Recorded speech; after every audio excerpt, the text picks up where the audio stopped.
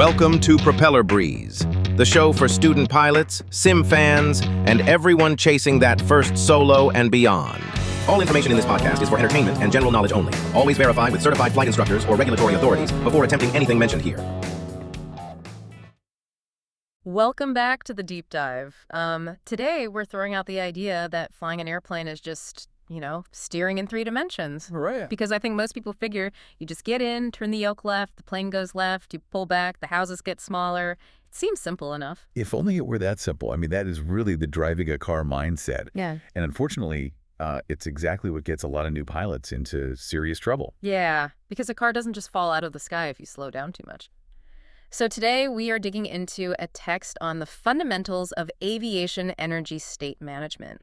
And before you tune out, because that sounds like a dry physics lecture, this is literally the science of not crashing. It really is. It's the difference between hoping the airplane performs and actually knowing exactly what it can do. It's about understanding that your airplane is essentially an energy bank account. I love that analogy. And we're going to lean into that heavily today because our mission for this deep dive is specifically geared toward the student pilot. So if you are out there working on your PPL or you just want to understand the real dynamics of flying, this is for you. We're going to uncover what the source calls the airplane-centric frame of reference. Yeah, that phrase, airplane-centric, that is the absolute key to everything we're discussing today. It requires a pretty massive mental shift from how we usually view the world. Okay, so let's start with the basics of this energy bank account. We're not talking about fuel in the tanks, right? Or the battery. When the text says an airplane has energy, what are we actually counting? Well, in the context of flight dynamics, an airplane's energy state is determined by 2 main things. The total amount of energy it has, and this is the crucial part, the distribution of that energy. The distribution. Okay, let's break down how it's stored first. Where does the plane actually keep this energy? It stores it in 2 distinct buckets. The first bucket is altitude. Physics calls this potential energy. Basically, the higher you are, the more potential energy you have banked. That makes sense. It's potential because you can sort of cash it in later. Gravity is just sitting there waiting to pull you down. Exactly right. And the second bucket is airspeed. So this is your kinetic energy, the energy of actual motion. The faster you're moving through the air, the more kinetic energy you've got. So at any given second, my total energy is really just the sum of those 2 things. How high I am plus how fast I'm going. Correct. But the actual magic of flying happens in the distribution. You can constantly trade between these 2 buckets. Like a roller coaster. Precisely like a roller coaster. If you pitch the nose down, you are trading altitude, your potential energy, for airspeed, which is your kinetic energy. You are emptying the height bucket to fill the speed bucket. And vice versa. Yeah, conversely, if you pull the nose up to climb, you are spending your airspeed to buy altitude. Okay, that seems straightforward enough, but I think this is where student pilots get tripped up early on. It's not a perfectly clean exchange, is it? You can't just swap them back and forth endlessly. No, you definitely cannot. There is a tax on every single transaction you make, and that tax is drag. Ah, the drag tax. Right. Every time you move through the air, drag is actively eating away at your total energy. So if you just sit there trading altitude for speed and then speed for altitude without adding power, eventually you'll run out of both. Which is suboptimal. Very. Running out of both means a stall, which is often followed by a spin, followed by an impact. So the engine's actual job, what the throttle is doing, is adding total energy back into the system to overcome that drag tax. Okay, I think we have a solid grasp on the bank account now. Height is your savings, speed is your cash on hand, and the throttle is your paycheck coming in. But now we really need to get into the part that breaks people's brains, the frame of reference. Yeah, this is arguably the hardest part for any learner to internalize. The source material is completely adamant about this. The pilot's frame of reference for managing energy has to be airplane-centric. Really, what exactly? It means you have to stop looking at the ground. Whoa, hold on. If I'm a student pilot, my instructor is constantly telling me to keep my eyes outside. I mean, I don't want to hit the ground. The ground is literally the danger. How can the text say to ignore it? Well, I'm not saying ignore it for navigation. You obviously need to know where the runway is and where the mountains are. But for energy management, for keeping the actual wing flying, the ground is irrelevant. That feels so wrong. Explain the physics there. Think about it strictly from the airplane's perspective. The wing doesn't know it's flying over Kansas. It doesn't know if there's a jagged mountain 200 feet below it or an ocean 10,000 feet below it. The only thing the wing interacts with, the only thing it cares about, is the air molecules physically flowing over it. So when we look at our panel, which instruments are giving us that airplane-centric truth? For altitude, you use indicated altitude. That's your altimeter reading. It's the pressure altitude relative to a fixed reference point, which means sea level, MSL. So it's not telling me my height above the ground. No. Height above ground level, or AGL, is a navigational concern. The source is clear that it is not an energy concern. Okay. And for speed, which bucket is that? This is the massive one. We use indicated airspeed, not ground speed. I really want to dig into this because this is where the counterintuitive alarm bells start ringing for a lot of people. As humans, we evolved running on the ground. Our whole concept of speed is based on watching trees and rocks whiz past our peripheral vision. Exactly. You are neurologically wired to judge your speed by ground reference. When you drive down the highway at 60, you know you're doing 60 because of the blur of the asphalt. But in the cockpit, that visual cue is basically a lie. It is a complete fabrication when it comes to your energy state. Let me give you an analogy that helps clarify this. Imagine you are running on one of those giant moving walkways at the airport, like a massive treadmill. Okay, I'm on the treadmill, running. Let's say the treadmill belt is moving backwards at 10 miles per hour. Yeah. And you're running forward at 10 miles per hour. Relative to the actual airport floor, the ground cramp, you aren't moving at all. Your ground speed is 0. Right. I'm working hard, but I'm standing perfectly still next to a trash can. But, and this is the critical physics part, if you trip, do you just gently fall over? No.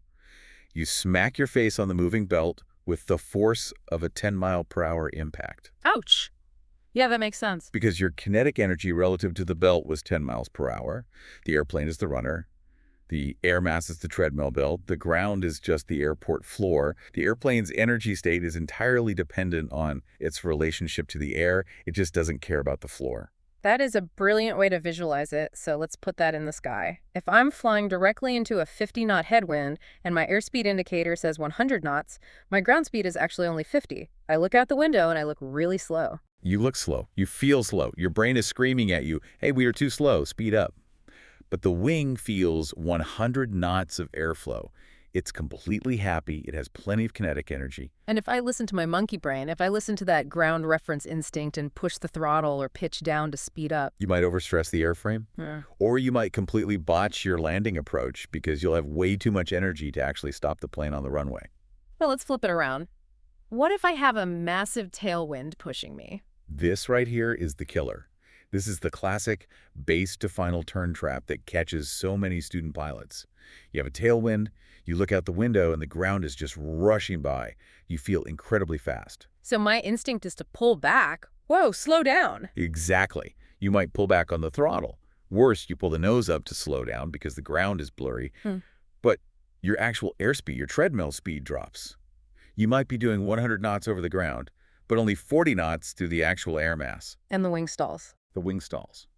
And because you are usually low and slow when turning base to final, you drop into a spin and hit the ground. All because you were managing your energy based on the airport floor instead of the treadmill belt. That is terrifying. It's essentially a lethal sensory illusion. It really is. It's a fundamental conflict between your evolutionary biology and the actual laws of aerodynamics. Learning to fly is largely about learning to suppress that biology and trust the physics instead. So we've established that indicated altitude and indicated airspeed are our absolute truth. Ground speed and AGL are just distractions. The source material groups them into a very specific category. They are external factors. They are things the pilot simply cannot control. I mean, I can't control the ground. I can try to avoid hitting it. You can steer around it, sure, but you cannot change its elevation. You can't ask the mountain to move. Terrain elevation is a completely variable external factor. Right. And wind works the same way. Wind is exactly the same. It varies constantly in speed and direction. You cannot stop the wind from blowing. So why is it so dangerous to try and factor these external things into our energy math while we're flying? Because if you try to maintain a constant height above the ground, a constant AGL, while you're flying over rolling hills, what are you actually doing to your energy state? Well, if a hill comes up, I pull back on the yoke to clear it. So I'm trading my speed for altitude, and then the hill drops away. I push the nose over. I'm just riding the terrain roller coaster. And you are constantly destabilizing your energy state to match the terrain. Instead of you flying the airplane, you are letting the terrain fly you. Let's look at a specific scenario from the text, because I think this is where the rubber really meets the road for a learner. The rising terrain problem. Ah, yes, the classic canyon run scenario. Picture this. You are a student pilot. You're flying into a valley. And the valley floor is steadily sloping upwards. The terrain is literally rising to meet you. Okay, so geometrically, the ground is getting closer to the aircraft. What usually happens in the pilot's brain right then? Pure panic. Yeah. The visual system sees the ground rushing up. The instinct, that deep survival mechanism we talked about, is to pull back on the yoke. Just get away from the ground. So you pull back, you increase your pitch. You gain some altitude, yes. But remember the bank account. You just made a massive withdrawal from your airspeed bucket to pay for that altitude. So you are rapidly slowing down. You're slowing down. But, and here is the ultimate trap, because you're getting physically closer to the ground, the visual sensation of speed is high. You feel fast because the pine trees are right there in your window, so you don't even realize how dangerously slow you are actually getting. Because you're staring at the ground, not your airspeed indicator. Correct. You pull back even more to get higher. Yeah. The airspeed decays even further. You are now behind the power curve. You are completely out of energy. And the mountain is still rising in front of you. And then the stall warning horn goes off. But because you are fixated on the rocks, you might not react correctly or in time. You stall, and you do not have the altitude to recover. So how does a pilot equipped with this energy state mindset handle that exact same canyon? The energy state pilot looks at the situation and realizes, I cannot move the mountain. I can only manipulate my own energy. What does that look like practically with the controls? It means acknowledging that to climb safely, you need more total energy in the system, not just a trade from speed to altitude. You need to physically add power, full throttle. You have to stop trading and start earning. Exactly. You maximize your energy gain. But you also have to make a rational decision based on your aircraft's capability. If your engine cannot add energy fast enough to match the slope of the rising terrain, what do? Well, you can't negotiate with physics. No, you cannot. So the source material offers a very dry, very understated solution here. It says a safer heading may also be an option. Meaning just turn around. Turn around. Don't play the game if you can't afford the buy-in. But you only know you can't afford it if you are actively looking at your energy state, your actual airspeed, and your climb performance, rather than just staring fearfully at the approaching rocks. I want to pivot to another phase of flight where this mindset is absolutely critical, maybe the most critical part, landing. Oh, landing is the ultimate energy management maneuver. Because a landing is essentially trying to deliberately run your energy bank account down to exactly zero at the precise moment your wheels touch the pavement. That is a really beautiful way to put it. You are intentionally desiccating energy. You are managing a very controlled decay of both your altitude and your airspeed simultaneously. But the wind makes this super tricky, right? Let's go back to our treadmill. If I'm coming in for a landing and I have a gusty headwind, If you get fixated on exactly where you want to touch down, the specific spot on the ground, you might be heavily tempted to mess with your airspeed to stretch the glide or shorten it. like, oh, I'm going to be long, so I'll just force the nose down. Or I look like I'm going to land short, so I'll pull the nose up to sort of float over the runway. And if you pull the nose up to stretch that glide, You're trading speed for distance, but you get slower and slower if you get too slow on short final. you just drop like a stone. You stall 10 feet in the air and you break the landing gear. Again, the fix here is to fly the wing, keep your indicated airspeed stable, and use power your throttle to adjust your actual glide path to the runway. This is that pitch for airspeed, power for altitude mantra that flight instructors are always screaming at students. It is. And it is rooted entirely in this concept of energy management. Pitch controls your speed. That's your kinetic energy. Power controls your flight path. That's your total energy. If you mix those two up, like if you try to pitch for altitude, you are instantly creating an unstable energy state. It seems like the common thread through all of this is that the controls, the stick and the throttle, are the only things we actually own in that cockpit. Yes. The text specifically emphasizes the term direct manipulation. The pilot directly manipulates the flight controls to create aerodynamic forces. Those forces then change the indicated altitude and indicated airspeed. That is your closed loop. Everything else, the wind, the terrain, air traffic control yelling at you on the radio, that's all outside the loop. You cannot control the puzzle you've been handed. You can only control your specific solution to it. I really like that. So let's bring this home for the student pilot who's listening right now. You're in the cockpit, you're overwhelmed, the radio is chattering, the engine is loud, it's bumpy. How do you actually center yourself in this airplane-centric mindset? It has to start with your scan. You must trust your primary instruments over your inner ear and over your eyes. If your eyes are telling you we are going incredibly fast, but the airspeed indicator says we are right on the edge of a stall, you trust the needle. Because the needle doesn't have an evolutionary fear of falling out of the sky. No, it doesn't. And secondly, you have to understand your trends. Is your total energy increasing or decreasing? If you're low and slow, you have very low total energy. You need power. Do not try to borrow from a savings account that is already empty by pulling back on the stick. That's the low energy state trap. You can't pull back if you have literally no speed left to trade. Exactly. You have to push the nose down to get some speed back, or you have to add power. Pulling back in that situation just kills you faster. It's so intuitive to pull away from the ground when you're scared, but physics demands that you push towards it to regain the energy you need to actually fly. That is the ultimate paradox of stall recovery.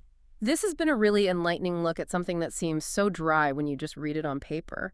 Energy state management sounds like an accounting spreadsheet, but it's actually a vital survival strategy. It is the art of constantly predicting the future state of the aircraft. Before we wrap up today, I want to leave you, the listener, with a final thought to chew on.